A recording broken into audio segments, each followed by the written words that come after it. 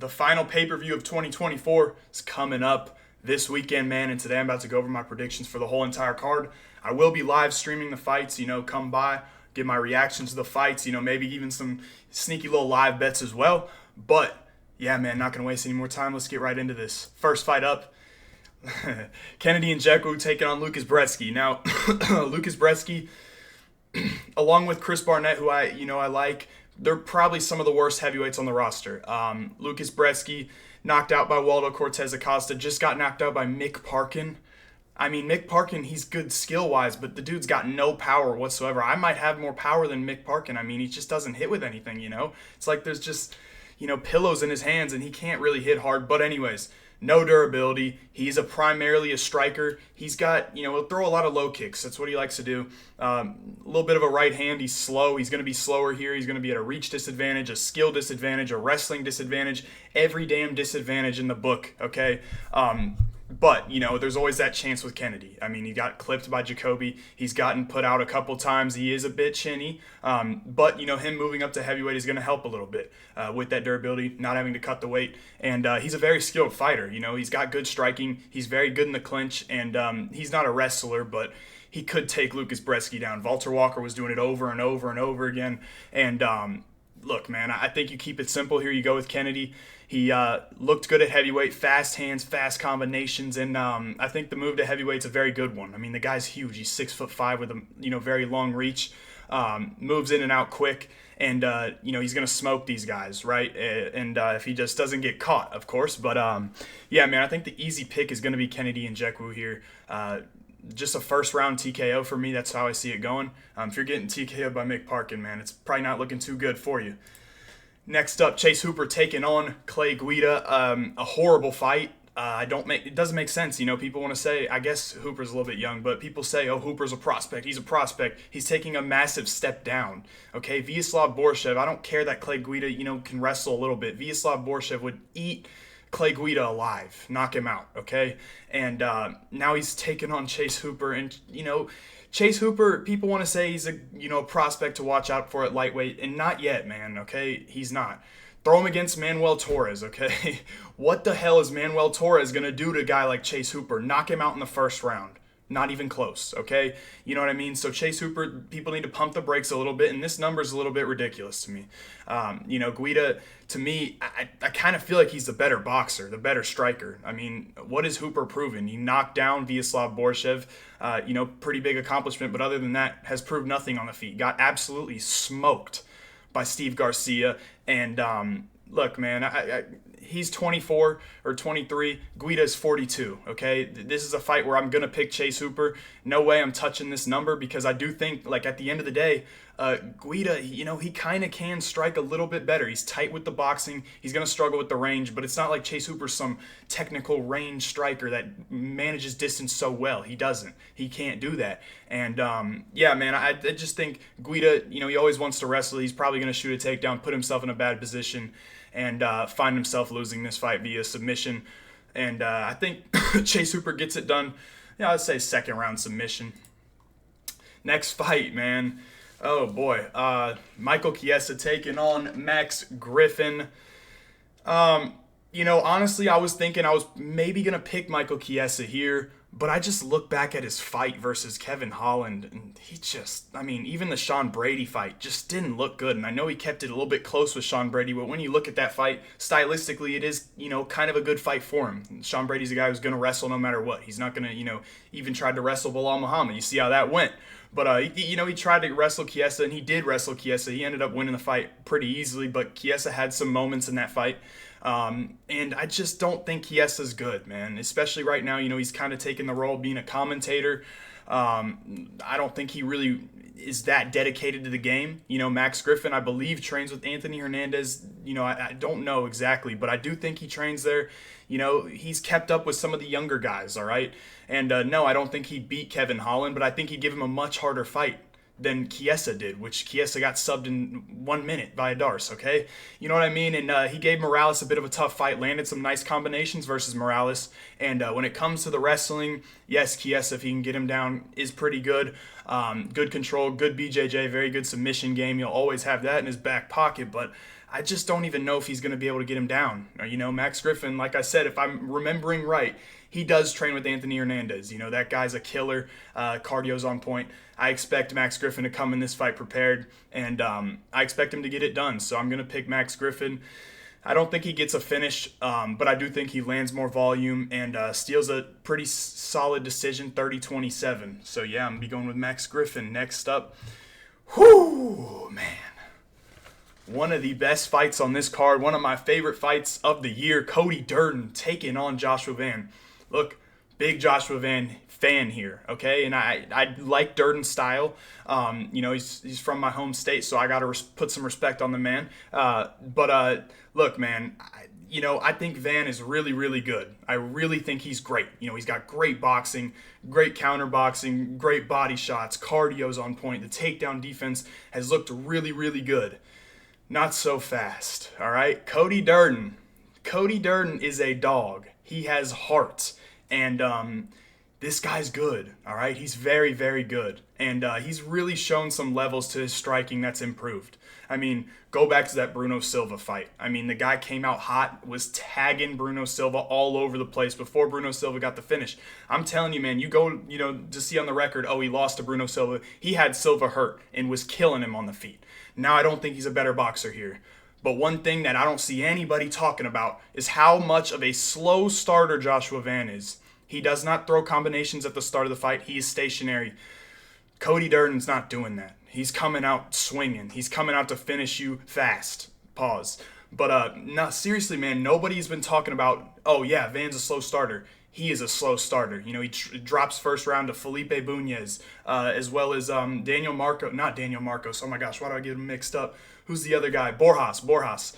Dropped the first round to him as well. You know, the guy doesn't have a lot of activity. If you're going to give me a guy like Durden with the wrestling that he has, the relentless wrestling, he can put a crazy pace on, and he does tire a little bit. So, you can maybe throw in a third round TKO for Joshua Van. That's definitely possible. But the wrestling of Durden, very, very good, very underrated. You know, you go back to a former opponent of Joshua Van, Charles Johnson, took him down 8 or 9 times in that fight, okay? The guy does have good wrestling, very good wrestling. He's got a good calf kick, which is going to play dividends here. You saw Edgar Chairez tear Joshua Van's legs apart. Durden's the bigger guy here. I've done a lot of research into this fight. I'm a big fan of Joshua Van. Another thing that's deteriorating me away, the guy's fought so much, okay? He's 23 years old. There's no point of rushing this. He's taken a ton of damage. There's no point coming back this fast. And I think Durden's going to stop him. I think one of these guys is getting finished. I'm liking the under, fight to not go the distance on this fight, but I'll save that for the best bets video. But look, man, I think this fight's very close, but I think there's finishing ability on both sides. Durden, he does have a good submission game. On top of, I do think he can finish Joshua Van, all right? Charles Johnson's a guy who maybe has 1 or 2 finishes or knockouts. I don't think he has a lot. And Van's been getting rocked all over the place, taking a ton of damage, as well as Van, pours it on you in the 3rd round, body shots. Durden's tough. He's got a lot of heart, but there's only so much you can do when that liver gets tickled. And, Durden has slowed down. He slows down in fights, so I definitely think this is a fight. It's not going the distance. So probably something I'll be betting on. I'll let y'all know, but fantastic fight. I'm going to have to pick Cody Durden via a finish, a submission, or a knockout. Next up, man, that's tough, bro. Oh, man, just get me away from this fight. Just get me away, bro. I don't want to do this. Eryk Anders taking on Chris Weidman. I'm going to stick to my original pick, and that's Eryk Anders. Not confident in this fight. Absolutely staying away from this. I might not even watch this fight. I might take a little nap in between. Usually I do that for the women's fights, but I'm going to do it for this fight.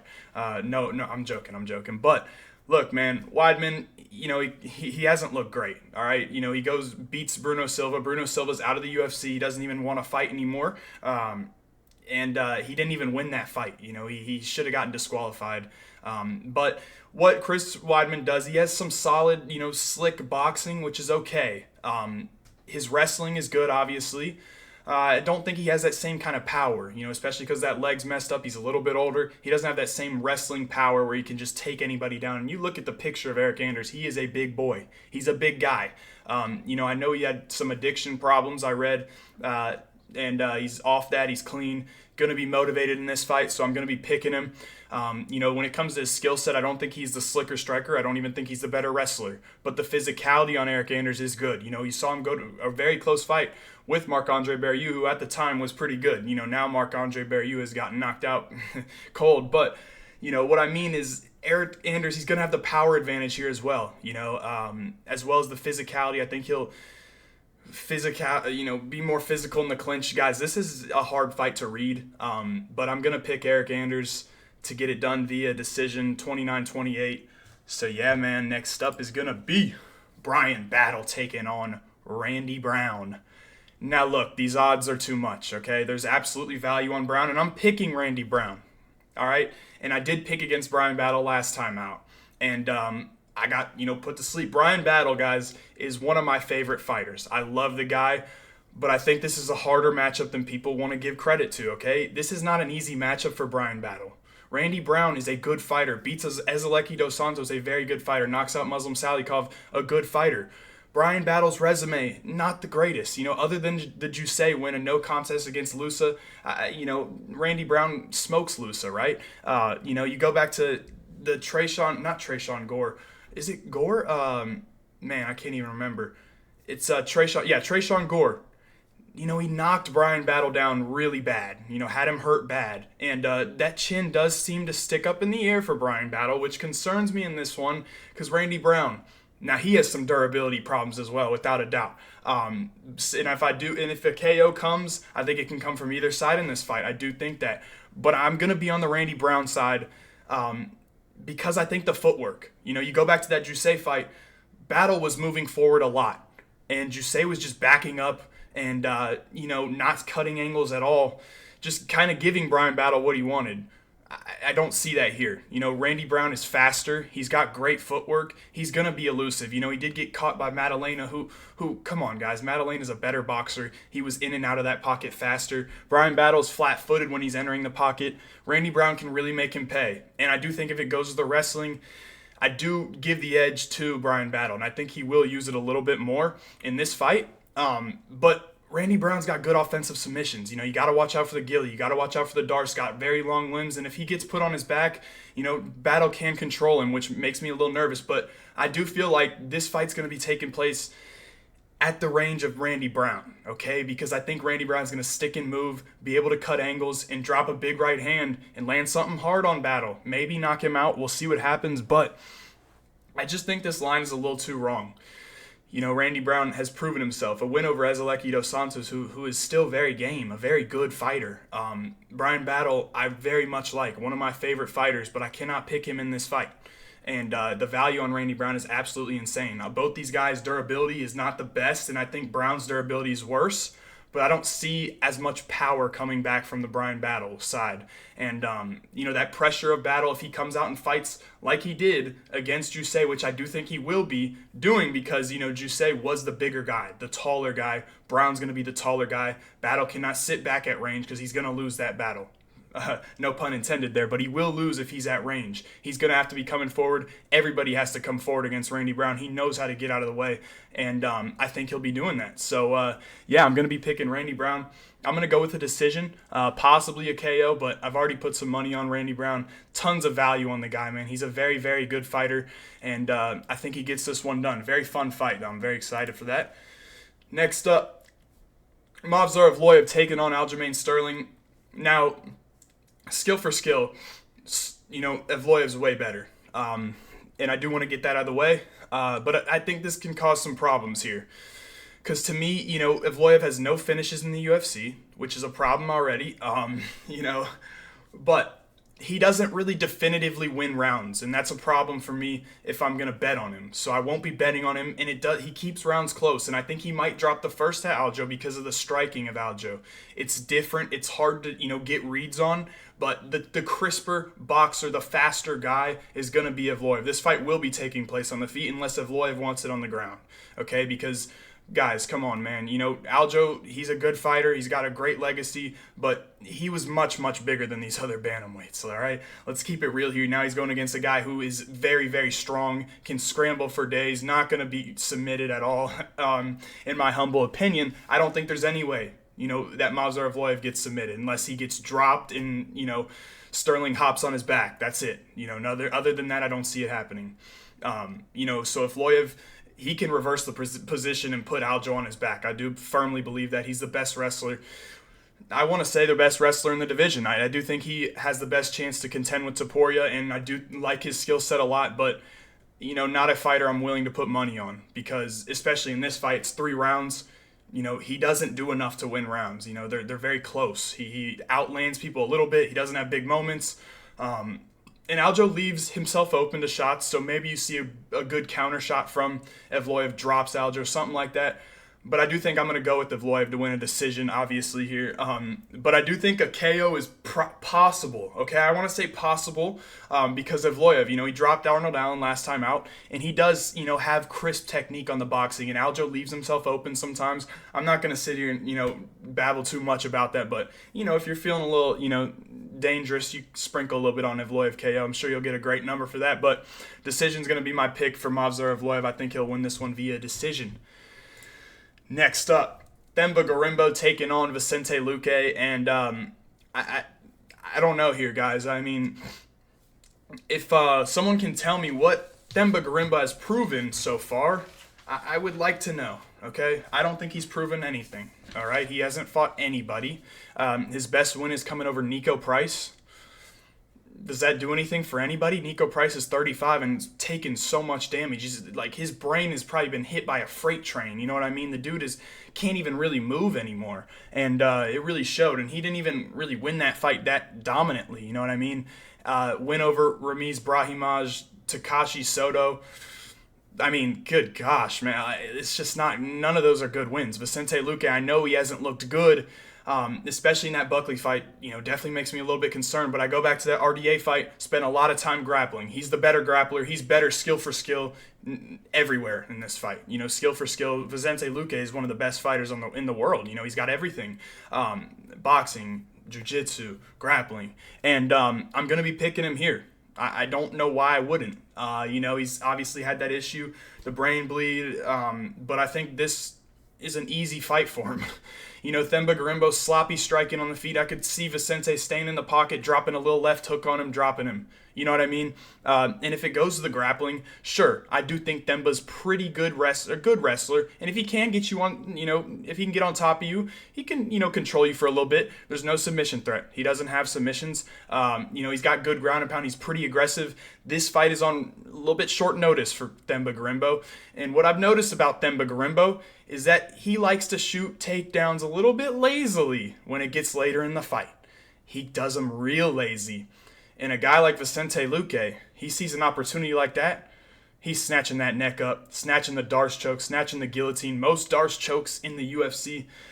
Man, I think that's what's going to happen. All right, I think Luque, we'll have even time on the minutes, and then we'll get in a grappling exchange. Luque probably could get a takedown, maybe gets Themba to the ground, and Themba works back up, gets a little tired, shoots a sloppy takedown. If he shoots one sloppy takedown, I promise you Vicente Luque will wrap you up in a choke. And I think that's going to be the end of the fight. So I know Vicente Luque has had all these issues, with Buckley. Buckley looked horrible. Neal put him out bad. But I go back to the RDA fight. He did not look that bad. All right, he's still slow. He is slower in this fight. He's not, as fast, not as strong. Actually, I don't know about strength, but, not as fast, not as athletic. But I do think he's got the gas tank advantage, the 5-round experience advantage. I think Vicente Luque wraps, Themba up in a choke and possibly a finish, a ground and pound. This is a fight where I probably won't lay any money on Vicente Luque money line. I will be on the submission for sure. And I know the number's already gone down a ton, but the way that I've seen Themba shoot takedowns, and I don't know how often he's going to shoot in this fight, but even at range, I still do think Luque's a little bit better. And if Themba shoots a lazy takedown, I'm telling you, man, he's going to get choked out. There's no doubt about it. And I'm going to be picking Luque to win this fight. I hope he comes back, gets a little hep in his step and gets a knockout. I want to see a knockout from him, but, I just don't think Themba has proved anything. I don't think he's fought anybody good, and it's not even like, oh, cool, he's winning those fights, but they're not even good performances, you know what I mean? So, I'm going to lean Vicente Luque easy here. I think he'll get a choke in the third round. Late second round choke for Vicente Luque. Next up, my boy, Dominick Reyes taking on Anthony Smith. This number is a little crazy, but when you do look at the matchup, and I'll say this why it's a little crazy. Because Dominick Reyes has come back, and got a win over Dustin Jacoby, a great win. But it's not like he got that much octagon time. You know what I mean? He wasn't in there that long. He got the finish early. Great for his confidence. He still doesn't have that octagon time. He got knocked out by Span in the first round. Yuri got knocked out in the second round. So it does concern me a little bit in that sense. But skill for skill, the matchup, he is the better guy here. He can neutralize any sort of wrestling from Anthony Smith. Anthony Smith, I don't really know. I guess he's got a good calf kick, okay? And that's something that can cause some problems for Dominick Reyes on the feet. But other than that, man, I go back to the Dolidze fight. Looked atrocious. I mean, absolutely atrocious. I mean, the dude has cement feet. He cannot move, all right? It's like, it's really, really bad. And I can't stop thinking about it. It's so bad, man. The guy cannot move his feet. And, you're going against a guy like Reyes, long, fast. He's going to be faster than a guy like Dolidze. And even in that Petrino fight, kind of was getting tagged in that fight by Vitor Petrino, but got those leg kicks going and eventually got the finish, but kind of a fluky win, man. Dominick Reyes should come in and get this one done easily. Not a fight I'm willing to bet on again. It just doesn't seem like, why would I bet on Reyes? He hasn't had that much octagon time, especially at this kind of number. Smith has proven himself to be okay, but I do think Reyes gets this one done. I'm going to say a 30-27 decision. Next up, one of the best fights on this card, another one. Nate Landwehr taking on Doo Ho Choi. Now, originally I was on Doo Ho Choi, but I am going to switch my pick to Nate Landwehr. This line is very much closed, and I understand it. At one point, I believe Doo Ho Choi was plus 160, and anybody who got him at that, I would say it's a pretty good bet. I do think this fight's close. And the new Nate the Train that I've seen is, especially in that Dan Ige fight, made me a little nervous, all right? Because he was sitting at range with Dan Ige. Not going to work. It's not going to work in this fight. You cannot sit at range with Doo Ho Choi. He's going to beat him. He'll beat you there, all right? And shown a lot of improvements in his grappling has Doo Ho Choi. Pulled a lot of guillotines versus Bill Algeo, and even when Algeo got him to the mat, he got up pretty good. So I do think, Doo Ho Choi's got chances in this fight. People go to the durability of both sides. Both guys' durability is not good. All right, but I do think Nate the Train's durability is better in that sense because he can eat everything other than the headshots. If it lands clean, you don't really have control over that. But if you hit Nate the Train to the body, he doesn't care, okay? He's not going to, squabble up into something ball.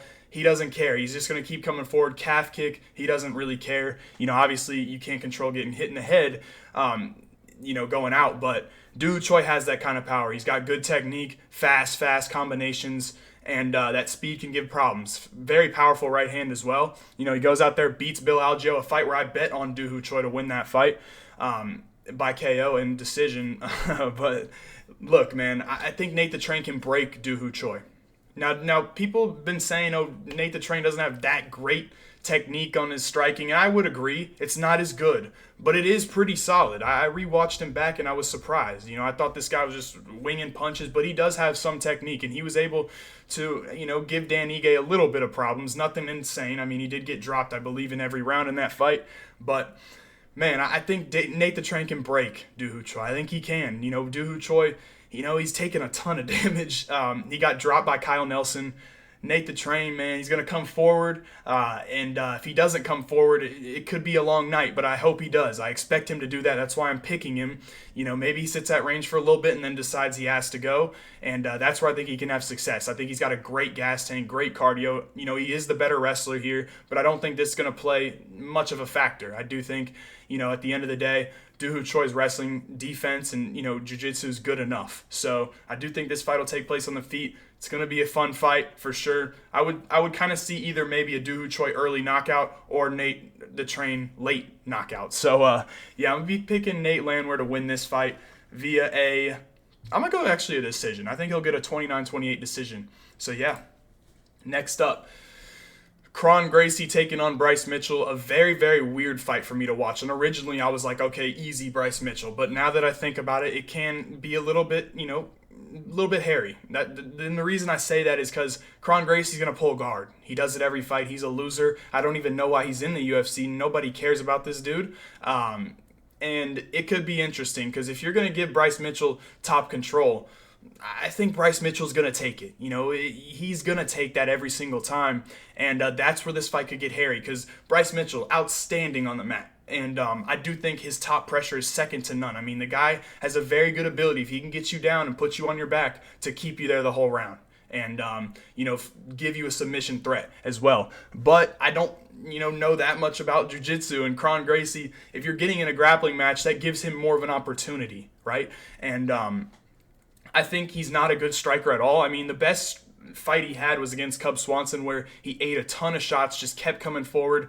And in the Jourdain fight last time out, he looked horrible. And I don't know if this dude even trains striking at all. It's very embarrassing as a UFC fan to see this guy on a pay-per-view card and, see him here because, the fans are going to be watching at the bars and, at movie theaters and whatever. And, they're going to see this guy pull guard and be like, what are you doing? You know what I mean? This isn't a jiu-jitsu match, right? And that's what this fight is going to be essentially because I do think Bryce Mitchell will hop in the guard and play that game with Kron Gracie where it can get a little bit dangerous. So definitely a fight I'd absolutely stay away from. I'm going to pick Bryce Mitchell because the balance, okay? He's much, much better on the feet. But it's a very weird fight. Very, very weird fight. But like I said, I'm going to stick with my pick. I'm going to go with Bryce Mitchell to win.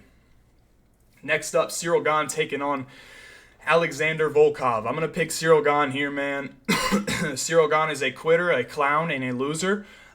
He's let down the French people multiple times, goes out there and fights for a belt and taps immediately. Gave no sort of fight in that fight. He has no heart. He's not, he is a good fighter, all right? I got to give him some credit. He's a very good athlete. And in that first fight versus Alexander Volkov, he did look pretty good. But I think it was more Volkov looking tentative, all right?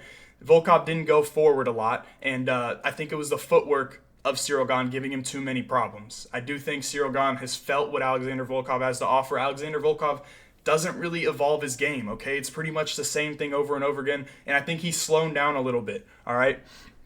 As for Gane, he's got something to prove. He's got something to prove to me. He's got something to prove to the French people that he's not, some clown loser, all right? So he needs to come out here and get a win, and I'm going to pick him to get the win because I do think his skill set is good enough. He used a lot of boxing combinations. His jab is really good. He is able to move in and out great, elusive with the footwork as well, and honestly should be a pretty easy fight for him.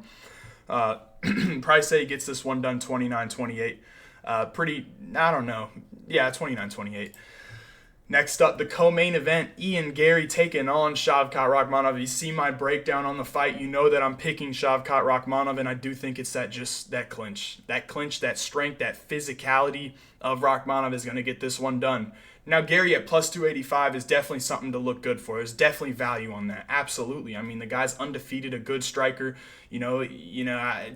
I hate that he's traveling all over camps. Just stick to one camp, bro. You don't need to go to every damn camp in the world, okay? And I think Rakhmonov, I know Garry's got a good mindset.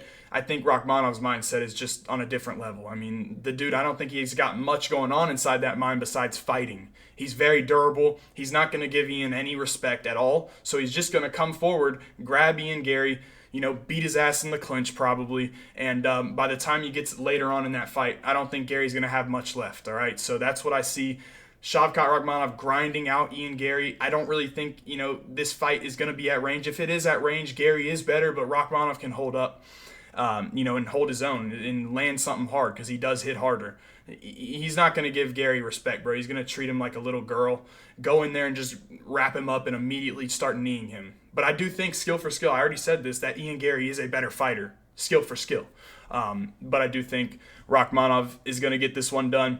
I don't really know. I think a decision is very possible here. I want to say something late. I want to say like a fourth round submission for Rakhmonov. So yeah, I'm going to be picking a fourth round submission for Shavkat Rakhmonov. Finally, the main event of the evening, Alexandre Pantoja defending his title versus Kaya Sakura. And I'm actually very excited for this fight. I know people have said, Pantoja headlining another pay-per-view. F you, bro, because Pantoja's a fun fighter, very fun fighter. You'll see it immediately. He's going to come out there, immediately run at Kaya Sakura like he always does, and shoot a takedown or just throw bombs at him. But Kaya Sakura, very fun fighter, absolutely has the ability to put anybody out in that division, okay? I've already said that I think he's the second hardest hitter that Pantoja's faced behind Deiveson Figueiredo. He's very elusive, fast, very fast, okay? He's got a lot of dangerous weapons. He's got very good knees. But the question mark is the takedown defense. He has not faced the best wrestlers, the best grapplers, probably not even very, very high level. He is facing the best flyweight grappler in the world. I think Alexandre Pantoja has the ability to hold someone like Demetrius Johnson down, all right? This guy is the best grappler at flyweight. He is probably one of the best grapplers in the UFC, easily top 5, not even close. Top 3 in my opinion, all right? So he's going immediately into a very, very good grappler that has great control, dangerous submissions, great rear naked choke. He's aggressive on the feet. I got to pick Pantoja, man. There's no way I'm not picking him here. Does Kaya Sakura have power to knock Pantoja out? I know Pantoja's durable. Yes, he does. He absolutely does, all right? And Asakura, he is a little bit, chinny as well. I've seen him get dropped a lot, and Pantoja's got unorthodox striking, but he does hit hard as well. So I do think that if Pantoja connects with something big, we could see Kaya Sakura go down and Pantoja hop on his back, get a submission. But I do think Pantoja come out immediately on the gas, and go out there and submit Kaya Sakura in the first round. I think that's what we're going to see, man. The guy is so dominant, all right? And no matter what you say, close fight with Moreno. Moreno's so good. Urseg, very, very good, okay? Dominates Brandon Royval. Is beating everybody. Alex Perez, this guy, Royval twice. I mean, the guy is so, so good. Very underrated. And I do think if this fight goes a little bit later, we could see some different things. Second and third round could be a little bit interesting, because Pantoja likes to take those rounds off where he doesn't throw a lot of activity, he doesn't shoot a lot of takedowns. But I think that early danger of Pantoja is going to be there, and I think he's going to, throw a combination, take Kaya Sakura down, take his back, probably run the 2 to 3 minute mark, get that choke in, and get this win, man. Yeah, man, that's going to be my breakdown for UFC 310. I'll catch y'all boys in the next one. So, yeah, man.